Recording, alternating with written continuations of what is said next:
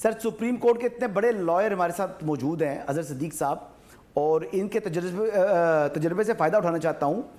ये जो उमर अयूब साहब हो जाएं, शिबली फराज साहब हो जाएं, साहबजादा हामिद रजा हो जाएं, जरताज गुल साहिबा हो जाएं, ये सजा भी उनको होगी है, सरेंडर नहीं किया, तो क्या हम इस वक्त उनको अदालती मफरूर कह सकती हैं और मुजरिम कह सकते हैं? अजहर सिद्दीक साहब। जी अजहर साहब। जी मैं जवाब दे देता हूँ। पहले तो मैं देखे ना परेशानियां आप अंदाजा लगा लें, हमारे भाई हैं इख्तियार वली साहब, यार अब तो आप मिठाइयां बांटने मजे करें, आपसे अकेले ही खेलेंगे असेंबली के अंदर, इतनी परेशानियां क्यों हैं? पार्टी देखें आप, हमने अब पार्टी के तौर पर फैसला करना, और जो कोई इमरान खान का फैसला नहीं मानेगा आप खुद देख लीजिएगा, इररेलेवेंट हो जाएगा। ठीक है, जो भी इस दफा फैसले की बात है, और ये मैं कह दूं आपको, बहुत इंटेलिजेंट स्ट्रेटजी है। फर्क सिर्फ इतना ही है, लीडर होता है। इमरान खान ने ऐसी स्ट्रेटजी ये दी है, इस स्ट्रेटजी के बाद मैं नहीं समझता कि इनके लिए मुश्किल हो जाएगी, इनके लिए जगह नहीं मिलनी है अब, और ये वाली असेंबली। अजहर साहब ये हंस क्यों रहे हैं? इख्तियार वली साहब ये बार बार क्यों हंसते हैं आपकी बात? वो देखे ना, वो इख्तियार वली साहब ने तो हंसना ही है ना यार, परेशानी क्या बात है, इन्हें मिठाइयां बांटे ना, ये इन्हें तो खुश होना चाहिए इन फैसलों के ऊपर। ये आप कह रहे हैं वो डरे हुए हैं, ये डर में हंसी जा रहे हैं सर। वो जाकर बांटे, जहां कहीं भी बांट रही है मिठाइयां बांटे। अब आते हैं अगली बात की तरफ आपके सामने।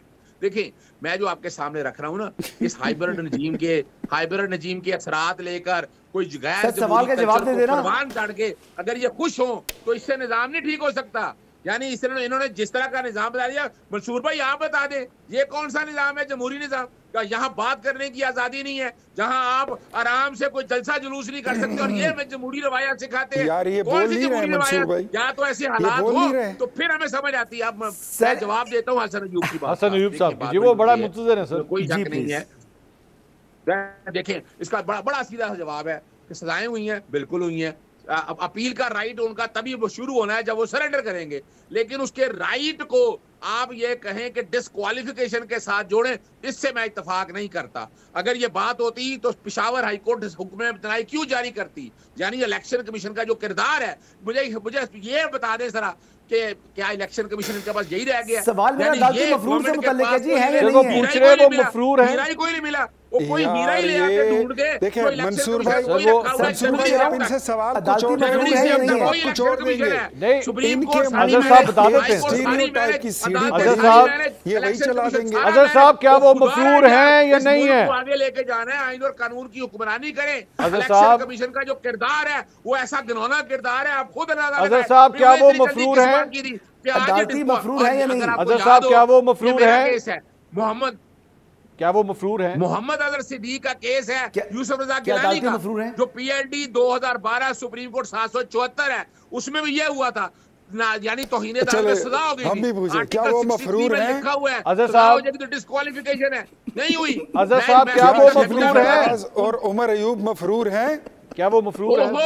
बात बड़ी सीरियस ही है, चाहे अदालतों से जाके पता करें ना मफरूर के हवाले से। नहीं आप बताएं सर, टेक्निकल बात आपके सामने रख रहा हूँ, आप गाइड है सर हमारे, आपने गाइड करना है अजहर साहब। ना देखिए मंसूर, इसका जवाब बड़ा वाजे है। क्या अगर मफरूर है तो पेशावर हाई कोर्ट ने क्यों हुक्म इम्तनाई दिया है?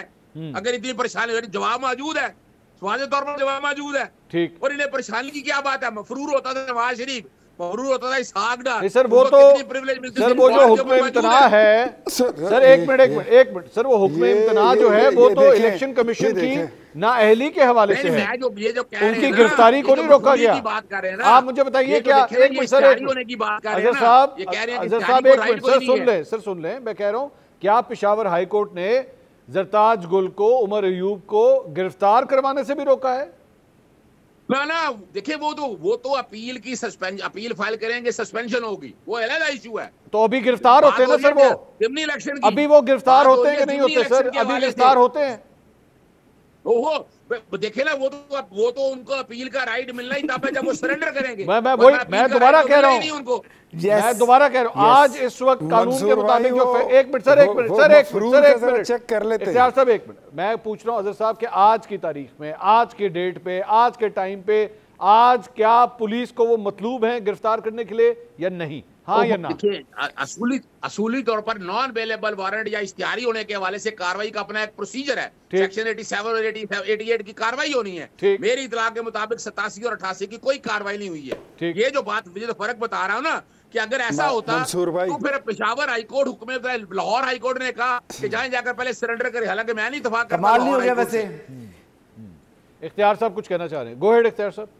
कमाल नहीं हो गया? इख्तियार साहब मैं ये कह रहा हूँ, देखिए ये कभी भी आपको नहीं बोलेंगे, आप इनसे सवाल कुछ और करेंगे, ये कभी तौरात खोलेंगे, कभी ज़बूर खोलेंगे, ये मतलब की बात पे नहीं आएंगे।